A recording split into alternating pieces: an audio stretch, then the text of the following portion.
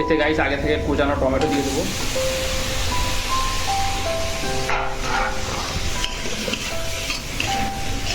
নাড়াচাড়া করবো।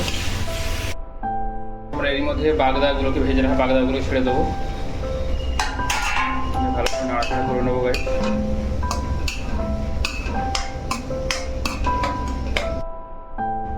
It gets it ready guys, বাগদা টমেটো কারি। কালারটা দেখেছি খুব সুন্দর গাইস। নাও ইটিং টাইম গাইস।